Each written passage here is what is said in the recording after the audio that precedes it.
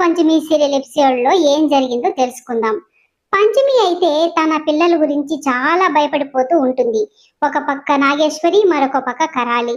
వాళ్ళకు సంబంధించినట్లు వాళ్ళు చెప్తూ ఉండడంతో ఆ మాటలన్నీ గుర్తు చేసుకుని తను భయపడిపోతూ ఉంటుంది. నాగేశ్వరి ఏమో అమ్మవారి అనుగ్రహం పొంది ఎలాగైనా సరే నీ పిల్లల్ని నాగలోకం తీసుకెళ్లిపోతాను, నువ్వు ఆపలేవు అని చెప్పింది కదా. ఆ మాటలు గుర్తు చేసుకుని తనైతే మరింత భయపడిపోతుంది. మరొక పక్క కరాలి ఏమో నా నుంచి నువ్వు నీ పిల్లల్ని రక్షించుకోలేవు అని కరాలి ఒక పక్క భయపెడుతూ ఉంది. ఇక ఏం చేయాలో అర్థం కాని స్థితిలో ఆ స్వామిని వేడుకుంటూ ఉంటుంది. నువ్వే నా పిల్లల్ని కాపాడాలి స్వామి, నువ్వే నాకు దిక్కు, నువ్వే ఇన్ని కష్టాల నుంచి నన్ను గట్టెక్కించావు, ఇప్పుడు కూడా నా బిడ్డల్ని నా నుంచి దూరం కాకుండా నువ్వే కాపాడాలి స్వామి అని వేడుకుంటూ ఉంటుంది.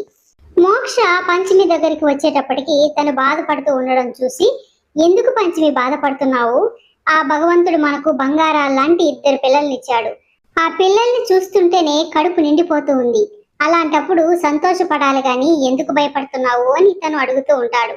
శత్రువులు ఏ పక్క నుంచి వచ్చి దాడి చేస్తారోనని భయంగా ఉంది మోక్ష బాబు అని చెప్పడంతో, పంచమి ఒకసారి జరిగిపోయిన విషయాన్ని గుర్తు చేసుకో, నువ్వు నాగకన్నివని తెలిసినప్పటి నుంచి నువ్వు ఎన్ని కష్టాలు పడ్డావో గుర్తు చేసుకో, అయినా శివయ్య నీకు తోడుగా ఉండడం వల్ల కష్టాలన్నీ దాటుకొని వచ్చేసావు.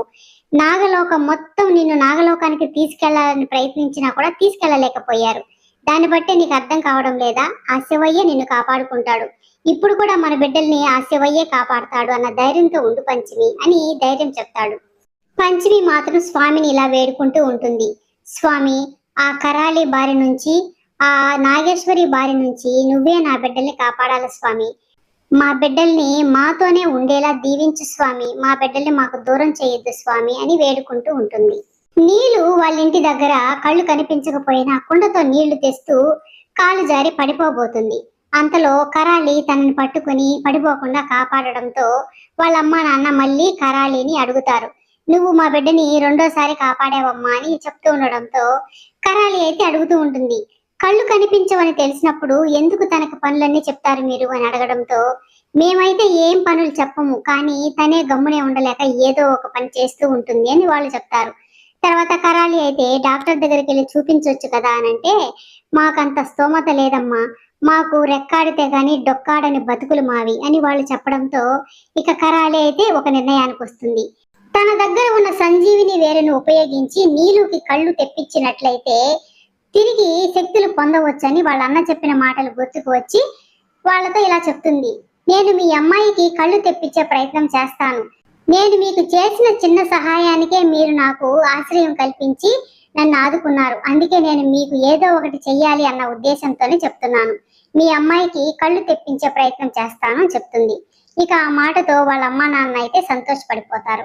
పంచమి వైశాలిని తన పక్కన కూర్చోబెట్టుకుని తన చేతికి ఉన్న రుద్రాక్షలను ఎట్టి పరిస్థితిలోనూ తీయొద్దు, నీ చేతిలోనే ఉంచుకోమని చెప్తూ ఉంటుంది.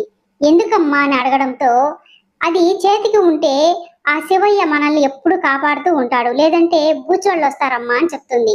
ఇక వైశాలి అయితే సరేనమ్మా నేను ఎప్పుడు తీయను అని తను చెప్తూ ఉంటుంది. చిత్ర జ్వాల గురించి ఆలోచించి తనైతే ఒక నిర్ణయానికి వస్తుంది. జ్వాలని ఇలాగే వదిలేస్తే ఆస్తి మొత్తం తనే కొట్టేస్తుంది, ఏదో ఒకటి చేసి ఆస్తిని కాపాడుకోవాలి అని ఆలోచించి తర్వాత వైదేహి దగ్గరికి వెళ్ళి తనకి సేవలు చేస్తున్నట్టుగా నటిస్తూ చిత్ర జ్వాల గురించి చెప్తూ ఉంటుంది.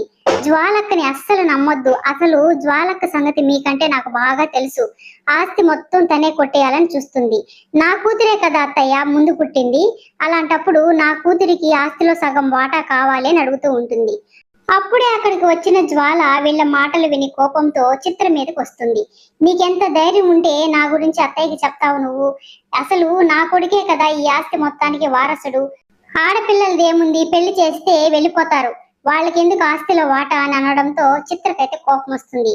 నువ్వు ఇంటికి కోడలుగా ఎలా వచ్చావో నేను కూడా అలాగే వచ్చాను, ఆస్తి సమానంగా పంచాల్సిందే అని వాళ్ళిద్దరూ వైదేహి ముందు గొడవ పడుతూ ఉండడంతో వైదేహి కోపంతో, ఆస్తిని ఎప్పుడు ఎలా పంచివ్వాలో మాకు తెలుసు, అంతవరకు నోరు మూసుకొని ఉండండి అని చెప్పి తిట్టడంతో వాళ్ళిద్దరు ఇంకా అక్కడి నుంచి వెళ్ళిపోతారు. పంచమి పిల్లలు ఆడుకుంటూ ఉంటే గణ వాళ్ళ దగ్గరికి వచ్చి కాసేపు అలాగే చూస్తాడు. వాళ్ళల్లో వైశాలి వాడికి పాములాగా కనపడడంతో వాడు నేరుగా వైశాలి దగ్గరికి వచ్చి వైశాలిని కొడతా ఉంటాడు. ఈ పక్కనే ఉన్నటువంటి పాల్గొని వాడిని పక్కకు తోసేసి మా అక్కని ఎందుకు కొడుతున్నావు అని తను కూడా వాడిని కొడుతూ ఉంటుంది. తర్వాత ఇంట్లో వాళ్ళందరూ వచ్చేసి ఏం జరిగిందని అడుగుతూ ఉండడంతో వాళ్ళైతే చెప్తూ ఉంటారు, మేము ఆడుకుంటూ ఉంటే గణ వచ్చి మమ్మల్ని కొడతా ఉన్నాడు, అందుకే నేను వాడిని కొట్టాను అని చెప్తూ ఉంటుంది.